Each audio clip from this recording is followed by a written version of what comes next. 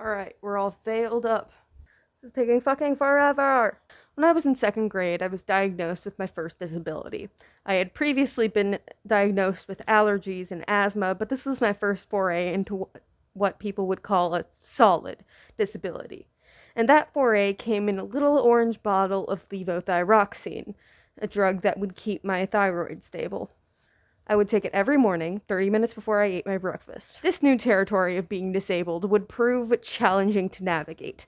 So I approached my second grade teacher, Miss Z, and I informed her of my predicament, asking her not to tell anyone, as I didn't quite know how to go about the social aspects yet. Not even a week later, my desk was too messy for her tastes. She dumped it onto the floor in front of the whole class and shouted at me. I know you have hypothyroidism, but that doesn't excuse this lazy behavior. I was undiagnosed with ADHD at the time. And yet, instead of pondering if there may be a reason why I was so messy and disorganized, she instead outed me as disabled to the cruel children I would spend the rest of my elementary school years with. The knowledge my peers now had would drag behind me for the rest of the time I spent in that state. School is hard. It's even harder when you're disabled. Hi, I'm Shroomi. I'm disabled. And welcome to the Shroomi Show.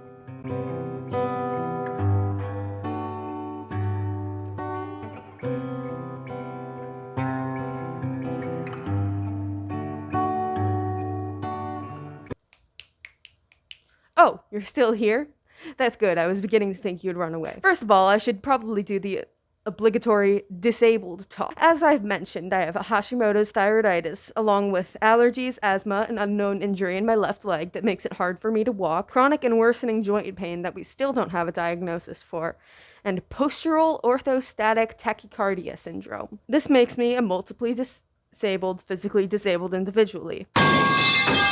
Don't forget my mental disabilities: ADHD, possible autism, generalized anxiety disorder, major depressive disorder, and CPTSD. My body has truly gone off the rails, and I am just an unwilling passenger. I do not need to show you physical proof of my disability, but in case you are wondering, here's what a week's worth of meds looks like for me. And so, being the weird amalgamation of disorders that I am, I have many horror stories of the public school system and how it has mistreated me. Miss Z is just one example. But before I vent to you about personal experiences, we should probably look at some statistics and other things of that sort. First of all, the structure of the building itself is a depressingly effective method of keeping physically disabled students from attending school. According to a national survey by the Government's Accountability Office, a staggering 63% of school districts have barriers that may limit access for people with disabilities in 26% or more of their facilities. By the way, may limit access is code for disabled people don't need to access all of their classes. Don't you know disabled people aren't real? My former high school is part of the 63%. When I was in school, I was so disgruntled by the fact I couldn't do basic things that I created a list of everything that was inaccessible for a student on crutches. I'm going to read that list aloud now. Classrooms. Mainly classrooms that are in rows, the cliche classroom layout.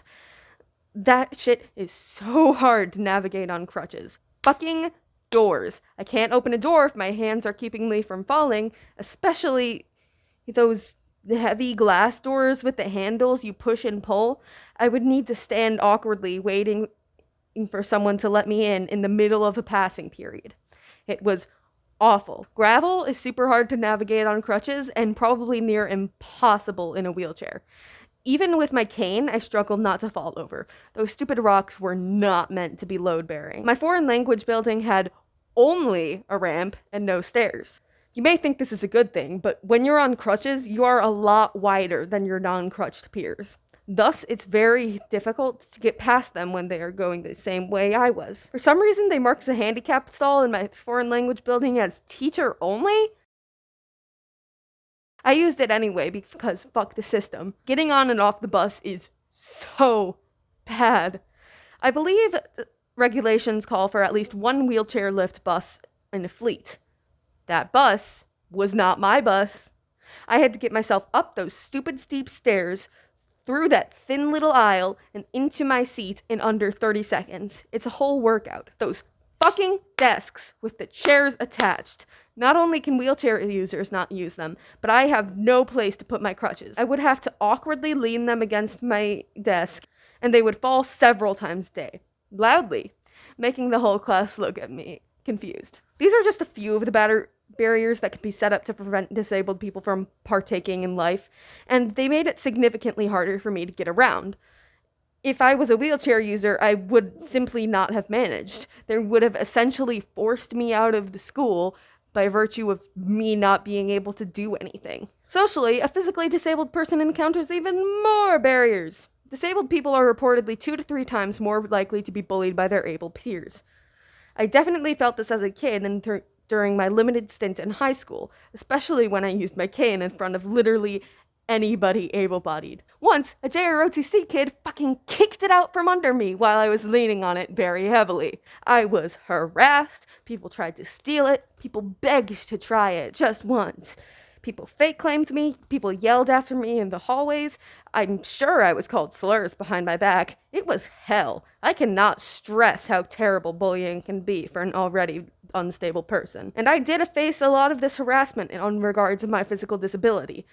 But I faced a lot of pushback on my autistic behaviors too. To be completely clear, I am not yet diagnosed with autism. I was diagnosed with ADHD, which is often a comorbidity with autism.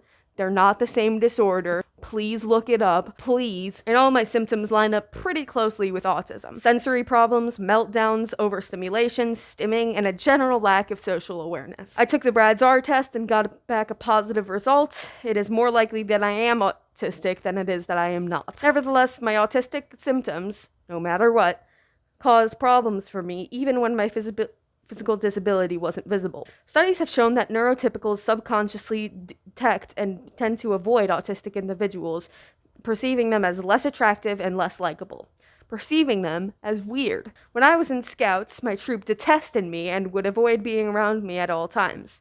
To be fair, I was an insufferable gifted kid, but their aversion to me grew to such a comical level that I had to quit because nobody would fucking talk to me. God, I hated Scouts. You know, once I told my troop mates that Antarctica was a desert, because it is. Look it up. It rarely actually snows there, meaning everything there is permafrost.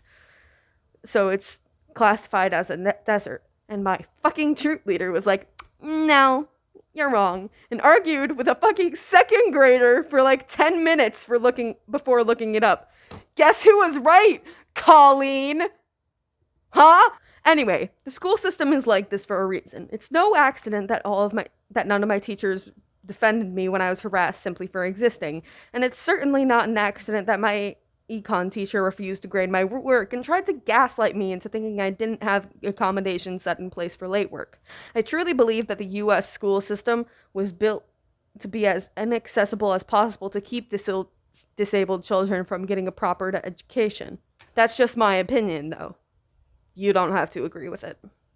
I have already mentioned the barriers set up to prevent physically disabled people, specifically those of us that use wheelchairs or mobility aids, from being in school. These are effectively an extension of the ugly laws. You should know what the ugly laws are by now. In case you didn't, the ugly laws were a set of legislations passed in the 19th and 20th centuries that restricted the rights of anyone excessively poor or visibly disabled, a disgusting object, from going out in public.